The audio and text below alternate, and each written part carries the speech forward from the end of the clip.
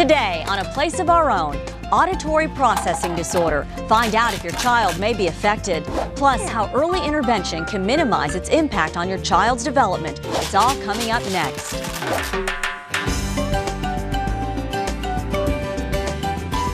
Hi, I'm Elizabeth Sanchez, and welcome to A Place of Our Own. A Place of Our Own is designed just for you. Parents, grandparents, child care providers, friends, neighbors, anyone who takes care of young children. As you know, every interaction you have with your child is a learning opportunity, so the early years of childhood are very important. In fact, you are your child's first teacher. Today's show is about the early signs of auditory processing disorder and the treatment options available.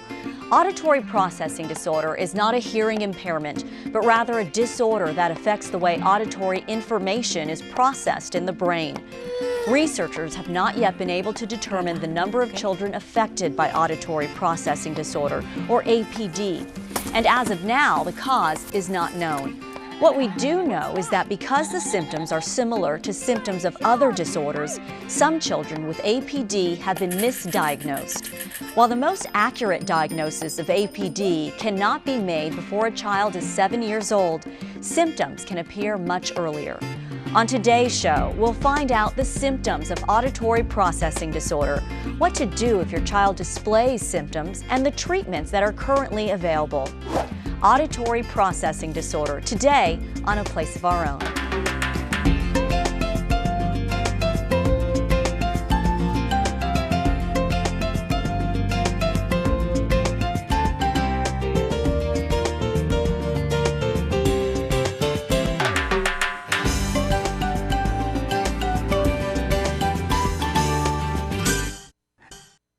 Welcome to A Place of Our Own. I'm Elizabeth Sanchez, and thanks to this letter from Dalila Acosta in San Antonio, Texas, the focus of today's show is auditory processing disorder.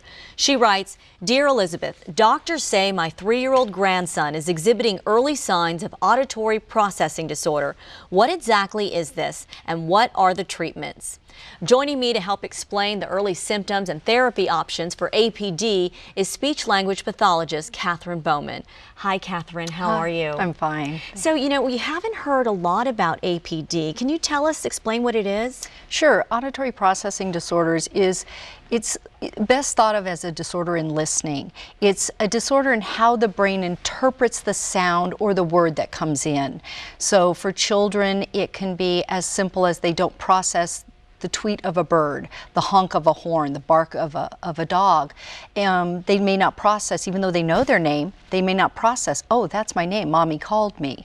So it's just how the brain takes in that information and how it processes it and puts meaning to it, to the sound. And so what are the symptoms? The symptoms are as simple as, in a very young child, they can't tell if mommy is happy or sad or mad. They can't regulate the difference in a voice. They don't respond to things that are said to them. As a child gets a little older, they understand the language, but they're always asking, huh, what? Did you ask me something? Things like that. As the children get a little older, when parents ask them a question, give them a direction, they may answer completely off target because they process the information completely wrong. They may try to follow through with what mom has asked them to do, but they do the wrong direction because they didn't process truly what mom said or asked. And when do parents and caregivers first see these symptoms? At what age? Usually more evident around that 3, 4, 5, but we can see it as early as 18 months, especially when the children aren't reacting to their name. And the doctors have checked out, well, their hearing is fine. They don't react to sounds in the home environment. The door slams and they don't really budge. Some kids, it will be more of a hypersensitivity to sound, and they'll hear the vacuum, and every time the vacuum goes on, they just start screaming and get very inconsolable. And it's because they can't process that and regulate that sound and put meaning, oh, that's the vacuum, it's okay. But some of these symptoms that you're talking about, you can also see in other disorders, right? Right, exactly.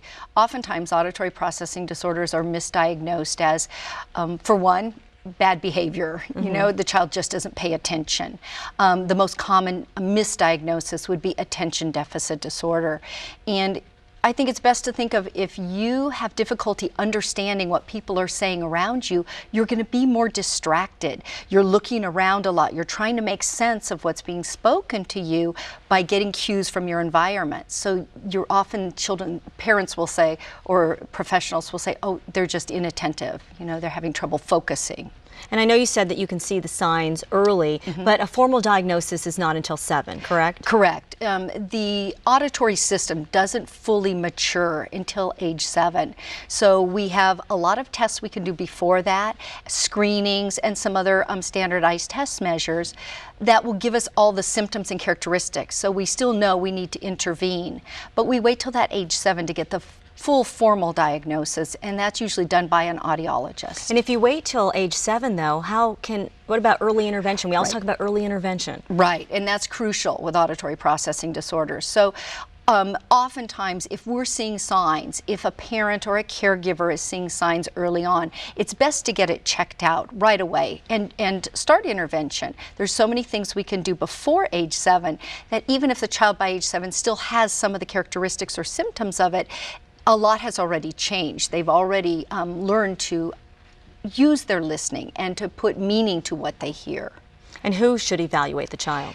It's usually a team approach, and so the evaluation would be by a speech-language pathologist, sometimes a psychologist, an educational psychologist, and then of course an audiologist. And you said it's misdiagnosed often. So is it hard to diagnose things? Because I know you mentioned a team can evaluate the child. I think it is hard to diagnose because it takes more people to go to. Plus, because it is not thought of as the first diagnosis most of the time. People will lock on to, oh, it's just a speech and language delay. Oh, it's just, attention deficit disorder. And it may be a couple more years. Those things may be treated and worked on and addressed, but a couple more years later when they start to look at, well, why isn't the child making more progress? Why aren't they mastering things faster? Why are they still showing all these symptoms? And then further testing is done. So maybe it's the parent closely watching or the caregiver closely watching because it's so often misdiagnosed. Definitely. And does it affect boys more, girls more? Do we know? Right now, yes, definitely boys more. About 80% more boys than girls.